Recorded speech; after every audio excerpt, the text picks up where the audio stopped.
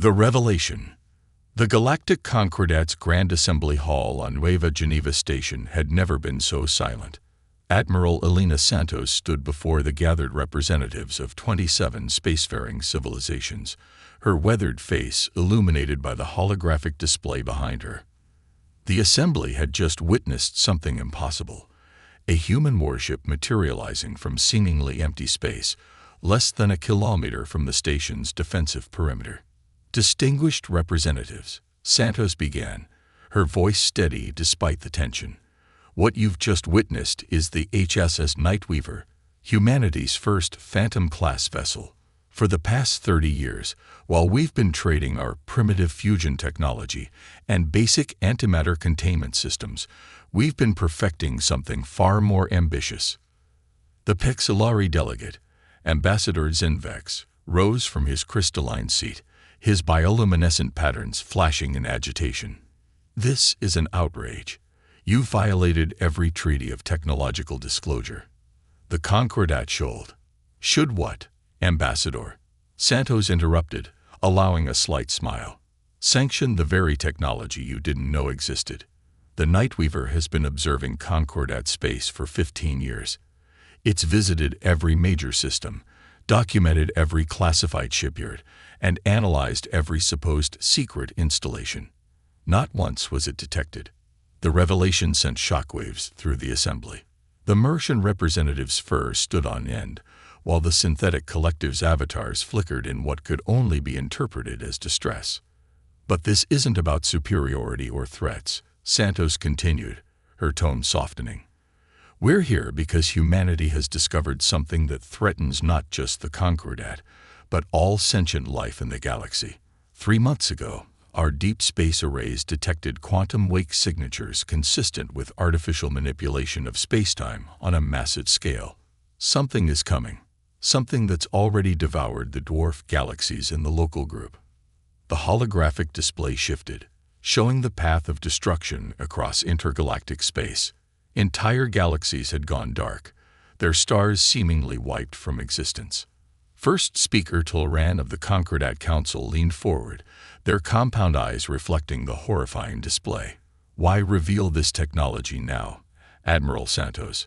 Why not continue your surveillance? Because humanity believes in the Concordat's potential, even if we've been cautious about sharing our full capabilities. The Nightweaver isn't just a warship. It's a prototype for technology that could help us survive what's coming. We're offering to share it, along with other advancements we've kept in reserve. But we need the Concordat's resources and cooperation to implement them on a galaxy-wide scale. The assembly erupted in a cacophony of voices and translated communications. Santos remained still, watching as the implications of her words rippled through the gathered representatives. The synthetic collective's avatars were the first to show support, their unified voice cutting through the chaos. The humans speak truth.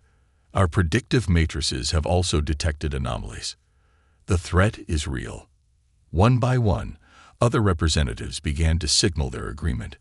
Even Ambassador Zinvex's bioluminescence had shifted to patterns indicating grudging acceptance. First Speaker Tulran raised their primary appendages for silence. Admiral Santos, the Concordat recognizes the gravity of this situation. But trust must be earned. We require proof of both this threat and humanity's ability to help us face it. Santos nodded, touching her neural interface. The holographic display expanded, showing detailed technical specifications of the Nightweaver systems. We're prepared to demonstrate everything, First Speaker. But first, let me show you why we built these ships in the first place. 15 years ago, we discovered something in the Oort cloud of our home system, something that changed our understanding of the galaxy's history and its future. The display shifted again, revealing an object that caused several representatives to recoil in recognition. It was a derelict ship, its design unlike anything currently known to the Concordat. But it was the warning encoded in its systems that had driven humanity's secret preparations, a warning about the very threat now approaching the galaxy. As Santos began to explain the discovery, she could see the assembly's mood shifting from outrage to understanding.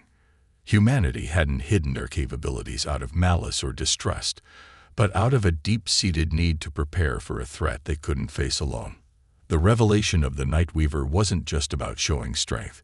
It was humanity's way of extending a hand to the galaxy at large, offering partnership in the face of extinction. The first part of humanity's grand gambit was complete. Now came the harder task, forging an alliance strong enough to face what was coming. Ancient warnings. The derelict vessel hung in the holographic display like a dark prophecy. Admiral Santos manipulated the controls, zooming in on specific sections as she continued her presentation to the Concordat assembly. The ship's design was organic yet geometric, suggesting an intelligence that thought in patterns humanity was only beginning to understand. "We call it the Oracle," Santos explained, her voice carrying across the now silent chamber. "When we first discovered it, we thought it was just another piece of space debris. That changed when our survey teams managed to access its quantum memory core. The holographic display shifted, showing intricate patterns of data that the ship's AI translated into comprehensible forms. The synthetic collective's avatars leaned forward in unprecedented unison, their processing cores working overtime to analyze the information. The Oracle was part of a refugee fleet," Santos continued. "They called themselves the predecessors. Their civilization spanned 3 galaxies before they encountered what they named the Void Harbinger, a force that doesn't just destroy worlds or stars, but consumes the very fabric of space-time itself. Ambassador Zinvex's crystalline form refracted light in patterns indicating deep distress. If such a civilization fell to this threat, what hope do we have?" "Hope lies in their sacrifice," Santos answered, bringing up new data streams. "The predecessors didn't just flee, they fought. Each defeat taught them something new about their enemy. The Oracle contains not just warnings, but detailed scientific data about the Harbinger's nature and potential weaknesses." First speaker Tolran's compound eyes focused on a particular section of the data. "These energy signatures, they match what your deep space arrays detected." "Exactly," Santos nodded grimly. "The predecessor's data helped us understand what to look for. That's why we developed the Phantom-class vessels. The Harbinger hunts by detecting technological signatures. Energy emissions, faster than light drives, even basic communication systems. The Nightweaver's ability to bend space and light around itself isn't just for stealth against the Concordat. It's designed to hide from something far more dangerous." The assembly chamber erupted in urgent discussions as representatives consulted with their governments. The Martian delegate, General Kurx, stepped forward, his military bearing evident even in the low gravity of the station. "You speak of the Oracle's data, but what of its crew? Their fate might tell us more about what we face." Santos' expression darkened. "We found no bodies, General. What we did find were extensive biological records and something even more crucial, their genetic legacy. The predecessors didn't just leave us warnings. They left us tools to fight back." The holographic display changed again, showing complex molecular structures that caused several of the scientifically minded representatives to gasp in recognition. The synthetic collective's primary avatar spoke, its voice carrying an unusual tone of awe. "These are templates for biological quantum computers, organic technology far beyond current theoretical limits." "Yes," Santos confirmed. "The predecessors believed that purely artificial technology was too easily detected and corrupted by the Harbinger. They began developing hybrid systems, biological computers, organic ships, living metal. The Nightweaver incorporates some of these principles, but it's only the beginning of what's possible." First speaker Tolran raised their appendages for attention. "You propose we integrate this ancient technology with our own. The risks are nothing compared to extinction," Santos interrupted. "The Harbinger has already consumed 3 dwarf galaxies. Our calculations suggest we have less than 5 years before it reaches the outer rim of the Milky Way.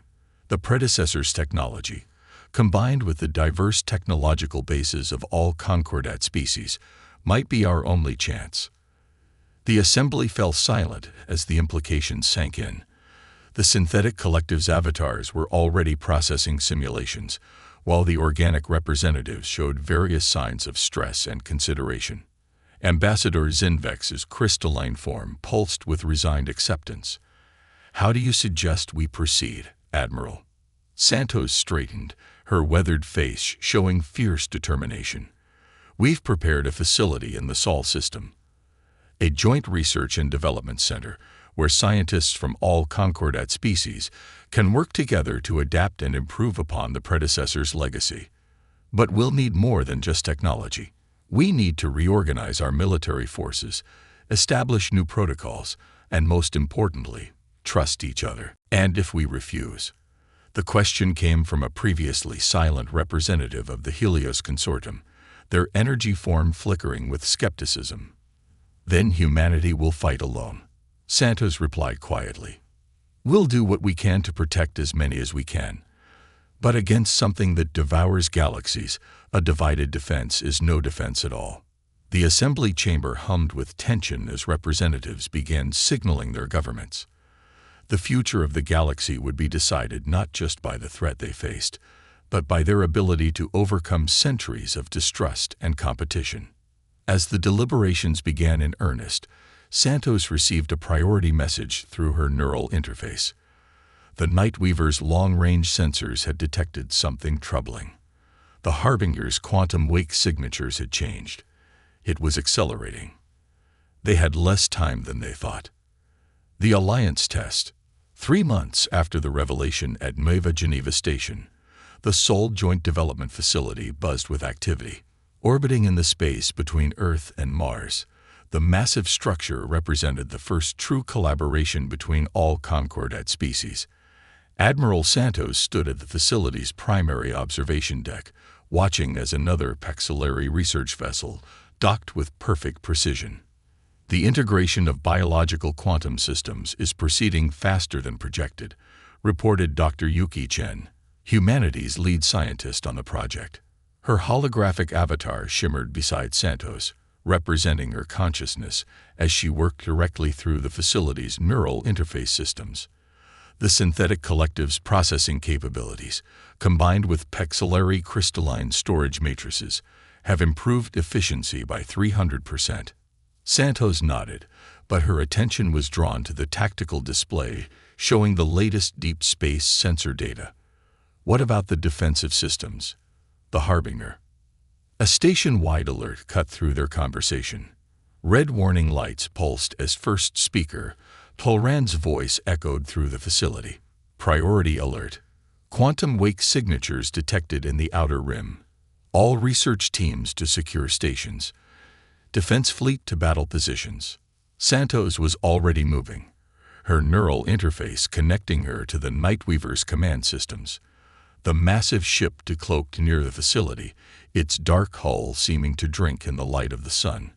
Around it, ships from every Concordat species moved into defensive formations they had practiced but never expected to use so soon.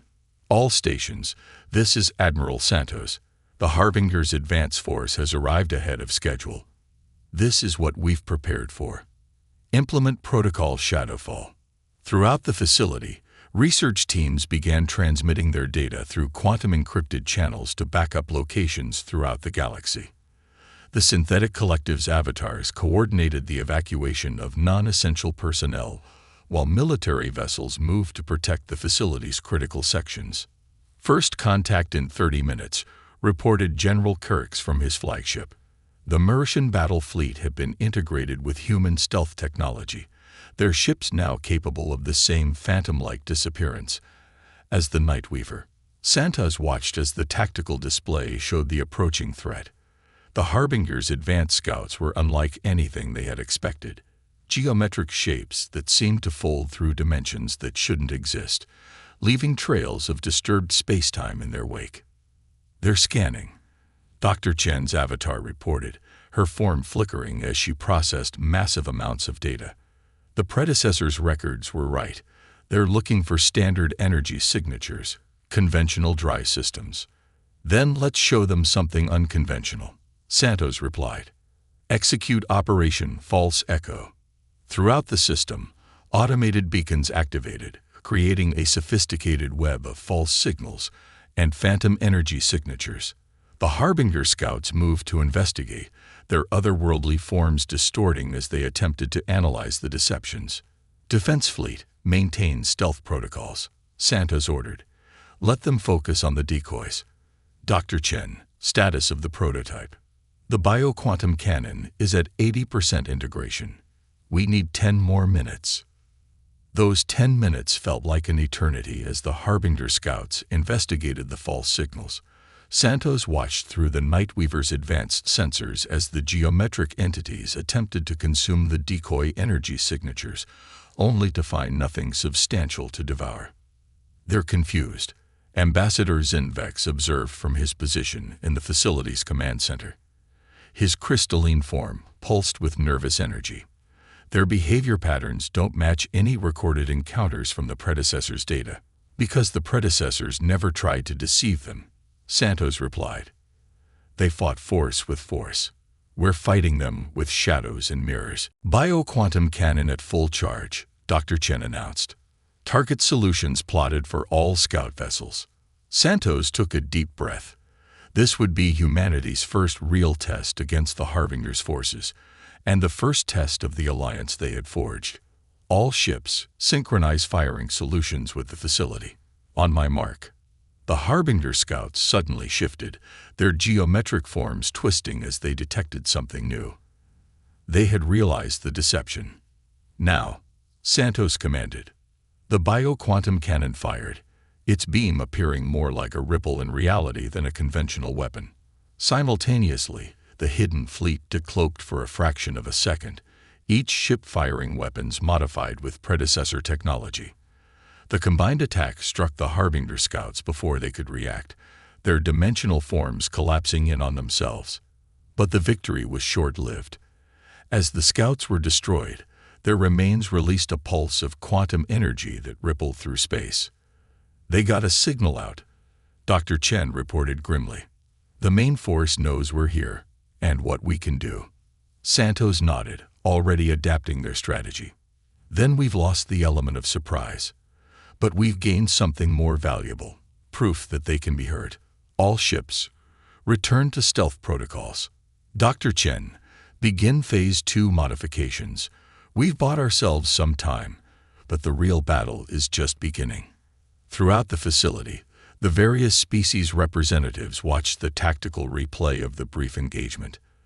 The success of their combined technologies had proven that the alliance could work, that together they stood a chance against what was coming. But as Santos studied the sensor data from the destroyed scouts, she realized they had learned something else as well. The Harbinger wasn't just consuming spacetime, it was learning, adapting. The next encounter would be different. They needed to be ready. Breaking point. 2 weeks after the encounter with the Harbinger scouts, the Sol Joint Development Facility had become a fortress of desperate innovation. The main Harbinger force was approaching faster than anyone had predicted, consuming entire star systems as it advanced. Inside the facility's strategic command center, the unity that had seemed so promising was beginning to crack. The Helios Consortium demands immediate access to the Nightweaver's stealth technology. The energy being's representative pulsed angrily. Our outer colonies are dying while humanity hoards its secrets. Admiral Santos stood firm before the gathered council. The integration process can't be rushed. The bioquantum systems require careful calibration for each species' technology. Rush it, and you risk total system failure. Easy to counsel patience from the safety of Sol, General Kirks growled, his fur bristling. The Martian worlds in the outer rim have gone dark. We should be evacuating populations, not playing with prototype weapons. The argument was interrupted by Dr. Chen's avatar materializing in the center of the room. Her normally calm demeanor was shaken. Admiral, we have a problem. The latest data from our quantum arrays. The Harbinger isn't just consuming systems anymore. It's changing its approach. The holographic display showed the pattern of destruction. Where before the Harbinger had moved in a relatively straight line, Now it was moving in an elaborate spiral, creating a complex geometric pattern across space. Ambassador Zinvex's crystalline form dimmed in recognition. It matches the encryption patterns we used in our last defense. They're not just consuming, they're decoding us. Impossible, the synthetic collective's avatar stated.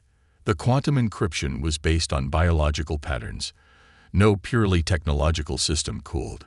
They're not purely technological, Santos interrupted, her face grim. The predecessor's records warned us.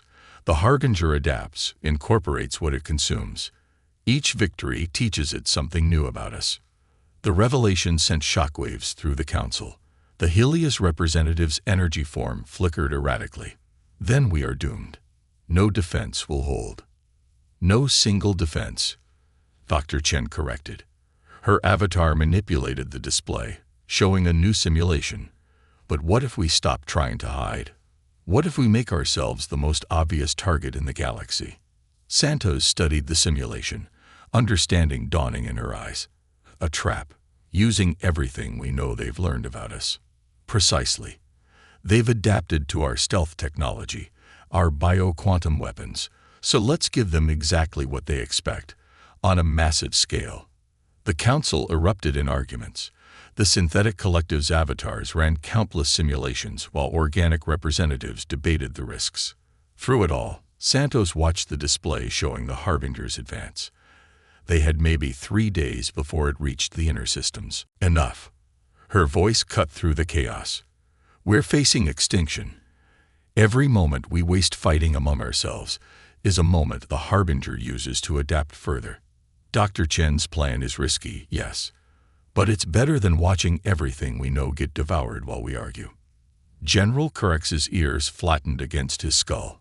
What exactly are you proposing, Admiral? We consolidate our forces here in Sol. We make this system shine like a beacon across space-time. Every technology we have, every defense we've developed. We display it all, make ourselves irresistible. And when they come to devour us, Ambassador Zinvex asked, we give them something they've never encountered before. Dr. Chen's avatar expanded the simulation. The predecessor's final project, the one they never had time to complete. A way to turn the Harbinger's consumption against itself. The display showed a complex network of quantum-entangled systems, biological computers, and modified spacetime. It was beautiful, ambitious, and absolutely insane. This will require total cooperation, Santos continued.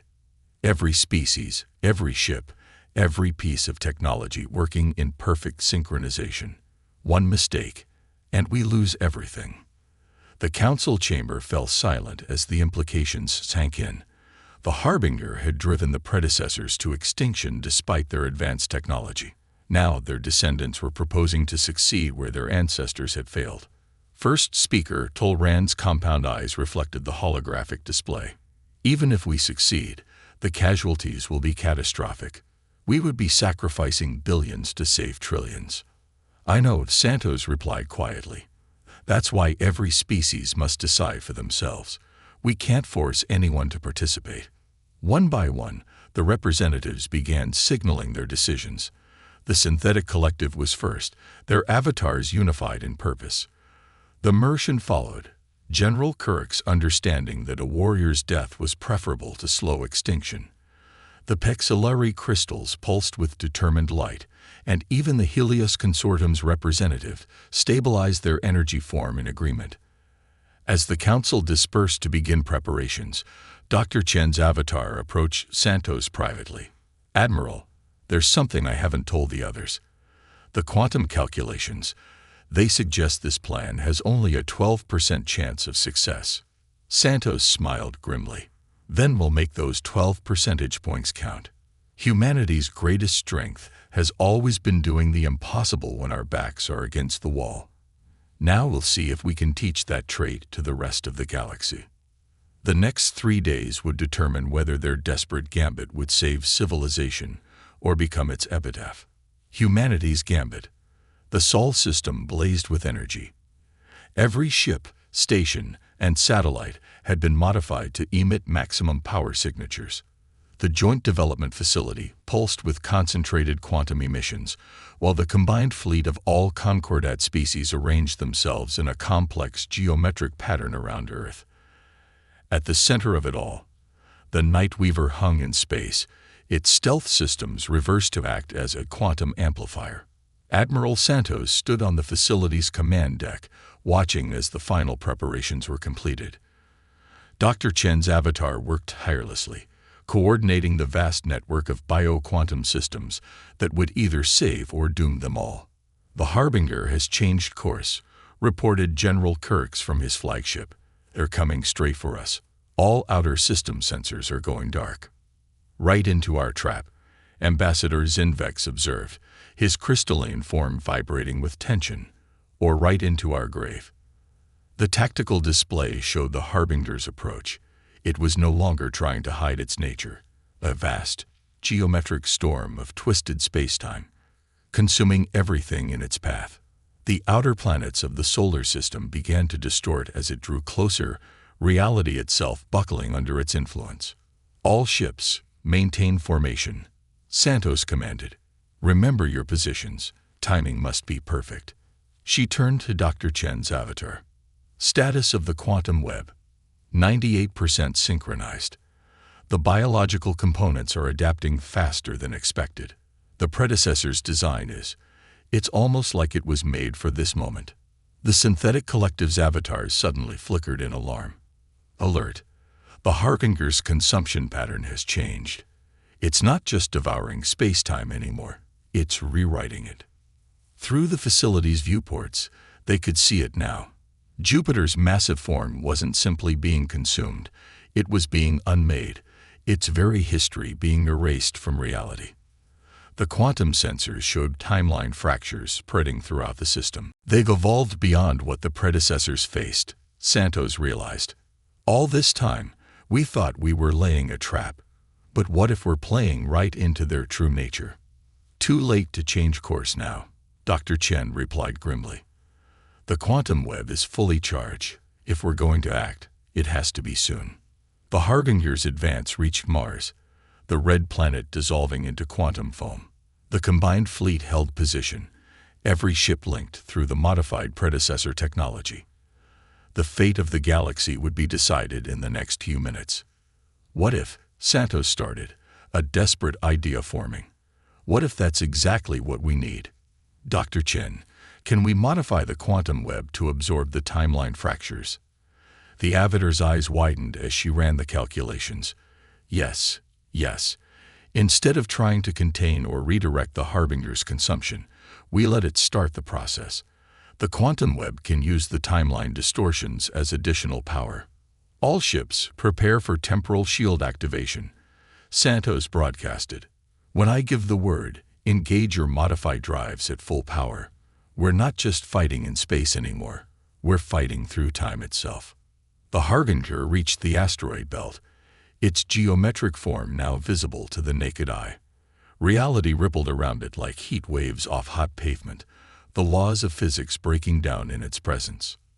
"Now," Santos commanded. Every ship in the fleet engaged their drives simultaneously. The quantum web activated, its energy patterns matching the Harbinger's timeline fractures. Space itself seemed to fold and unfold, the past and future bleeding into the present. Through it all, Dr. Chen's avatar maintained the coordination, her consciousness spread across the vast network of biological computers. "The pattern is holding.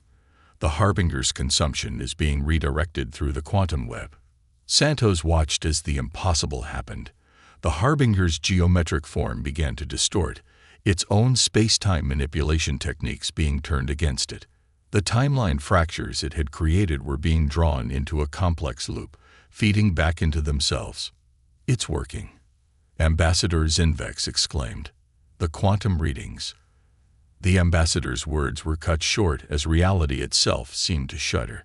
The Harbinger's form collapsed in on itself, creating a cascade of temporal energy that threatened to tear the solar system apart. "Hold formation," Santos ordered as ships began to break ranks. "The quantum web can contain it, but only if we maintain the pattern." For what felt like an eternity, the combined fleet held their positions as space and time twisted around them. The Harbinger's consumption became its own undoing, its attempt to devour reality, creating a closed loop that it couldn't escape. Finally, with a flash of light that temporarily blinded every sensor in the system, it was over. Where the Harbinger had been, there was now only empty space, and a small dense object that defied conventional physics. "What is it?" General Kurix asked as the fleet's sensors recovered. Dr. Chen's avatar studied the readings in amazement. "It's a seed. The Harbinger's essence, compressed and contained by its own temporal manipulation. The quantum web didn't just stop it, it transformed it."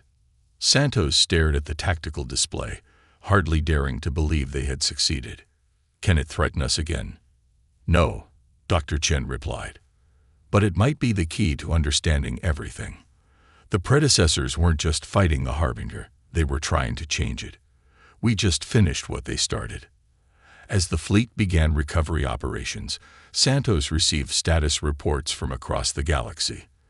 The timeline fractures were healing themselves, reality stabilizing. They had not just saved their own galaxy, but countless others that might have been in the Harbinger's path. First speaker Tolran's voice came through the comm system.